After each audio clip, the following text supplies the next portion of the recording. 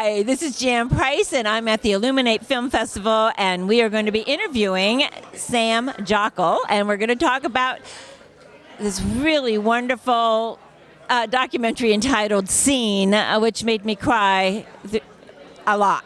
A lot. Welcome to the Illuminate Film Festival. Thank you for having me. It's awesome to be here. I don't know if you want me to grab this, but yeah, it's awesome to be here. Yeah. What does it mean for you to be here at the Illuminate Film Festival? Well, I feel like last night at the opening of the festival, there was a moment, and this is connected to being here, where, I don't know, because we've come all the way from Australia, and I've also brought my 17-year-old daughter, which, you know, it's pretty great for her just to be able to see how big the world is and what's going on. And to be sitting there last night at the opening of the Illuminate Film Festival and to see a film like with the Dalai Lama like as the core character, I guess, sharing a bit of his story, and to go, wow, like our film is in this festival alongside films that have been produced by Richard Gere. Like, it felt pretty special, pretty epic, and pretty like, oh my gosh, like this is a whole thing. And yeah, we should be really proud. Yes, you should be. This is a phenomenal film festival.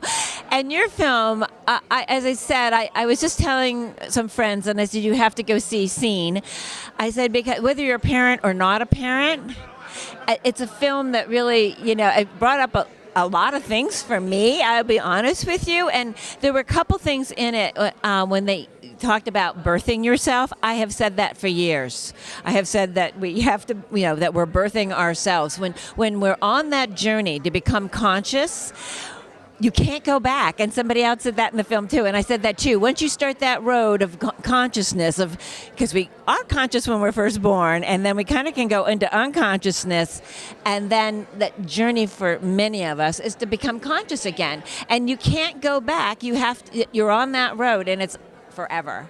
And so this film touches so deeply upon that. So our audience knows what you want to give a little bit of synopsis of what Scene is all about. Absolutely. So I think, I'm a parent myself, so my kids are now 17, 14 and 10, and I feel like I didn't really see it until my eldest daughter was 10 to 12 years old. I have a bit of a story for her about that moment in time where I remember I was actually yelling at her across the kitchen table, like, you are giving me anxiety and I can't cope. And she just straight back at me was like, what kind of mother tells their daughter that they're the reason for their mental health issue? And I was just like, oh, yeah, actually, like, you're right. And that was a moment in time for me where I realised I was putting all of my stuff onto her and saying, this is your fault and therefore your responsibility. And I realised actually she was just holding a mirror back up to me and saying, no, Mum, this is your fault and your responsibility. And I remember that was pretty significant for me, just taking a step back and going, I need to listen to her, and I actually need to step into what I need rather than asking her to change so that I don't have to feel my feelings. And that was really the start of my journey. So that was 5 years ago in doing my own personal work and realising that when our kids are struggling, they're actually mirroring what's happening for us, and that's our work to do. It's not our kids' work to do, and we need to stop putting it onto them. So this is a film that is really about telling the story of the parent rather than the child. So I've been running a company called Parent TV for 10 years now, which is like a video streaming platform for parenting resources. And so much of that content for many years was all about trying to change the children's behaviour, trying to get kids to behave in certain ways so we didn't need to feel our feelings. And this film was a massive flip on that narrative to say, well, actually, what if it's about the parents changing their behaviour?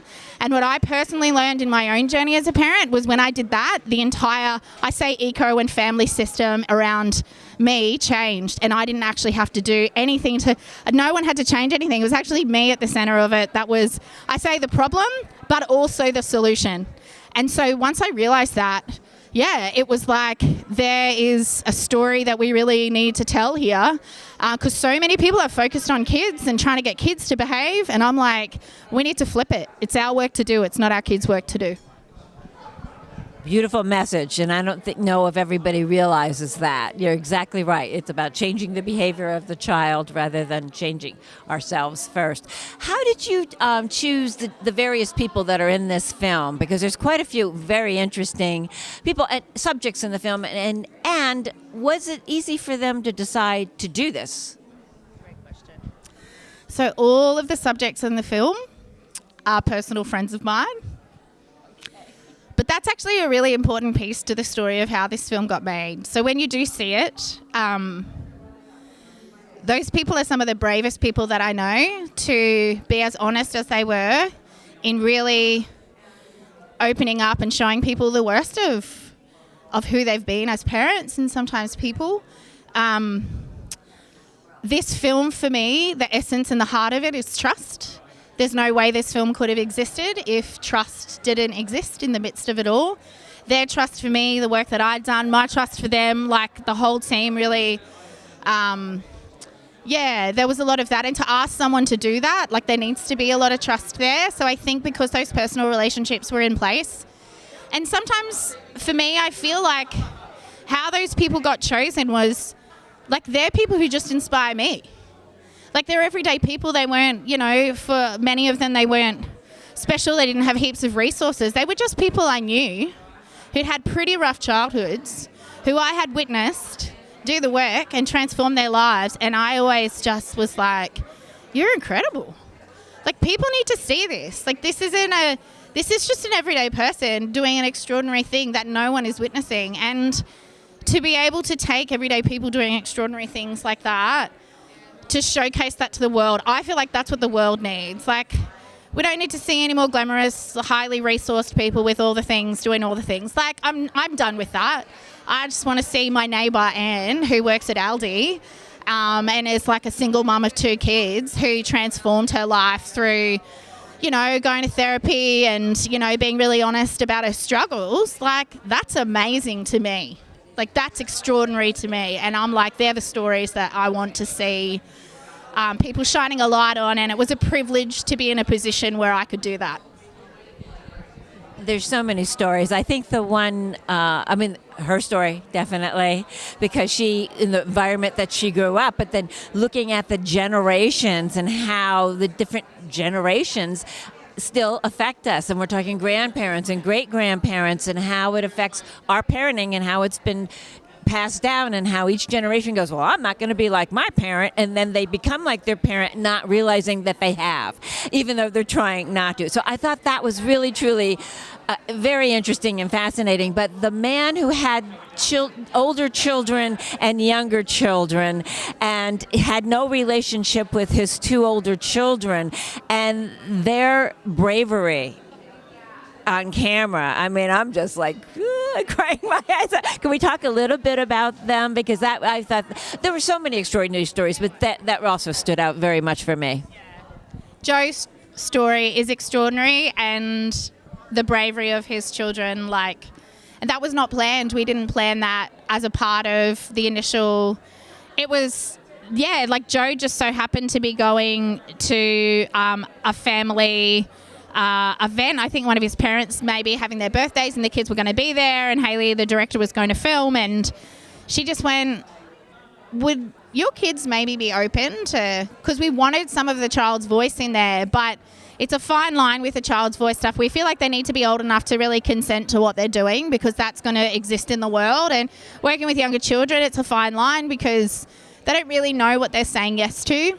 And we wanted to make sure that if we did have some kids, so that, they're 18 and 21, so they're a bit older, but there's still so much vulnerability there, and that now exists. And but we just, part of us just thought we need to be hearing what the kids have to say about this. And so they said yes, and those interviews and that whole piece with Joe and his 5 kids, and hearing them so articulate so well, but you can also see that raw emotion of the impact. And even the daughter, when she's like, it's still not all right.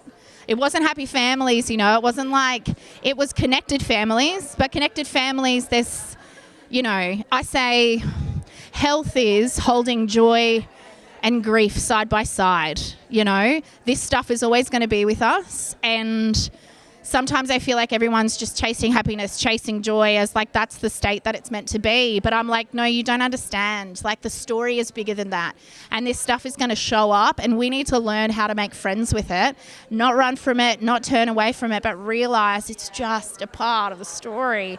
And so just seeing them hold that connection and that joy alongside that grief and that sadness and that loss and be like, it's still there and it's always going to be there.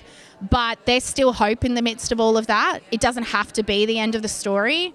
And that's probably the biggest thing for me about this film and why I went on the journey. Like it was a pretty epic 2 years of that film. It took 2 years to get it from kind of start to being made. And there were some moments in there where I didn't know if we were... I'm a finisher, so I'm like, I always finish, but it was the hardest work of my life. And I know the director, Hayley Bartholomew, who did an incredible job, by the way. You know, there were some moments where she's like, this is the most triggering project I've ever done. Like it brought us to our knees sometimes, just even with our own stories and our own traumas. But the thing for me in it all was, and what I want to leave in the world through this film, is that if you're still breathing, it's not the end. Like there is so much hope, and no matter how old your kids are, and no matter what you've done or where you've been, like you can change the story. And here's some examples of people in all different places of their lives who have been really brave, because you need a heck of a lot of bravery to face the fires of truth, to take responsibility for what they've done, as ugly and hard and challenging as that is, and to imagine and hope and like move towards a vision of something different, and to see how that does transform lives and really does change the story. Absolutely beautiful. Thank you so much. I hope you have an incredible experience here at Illuminate.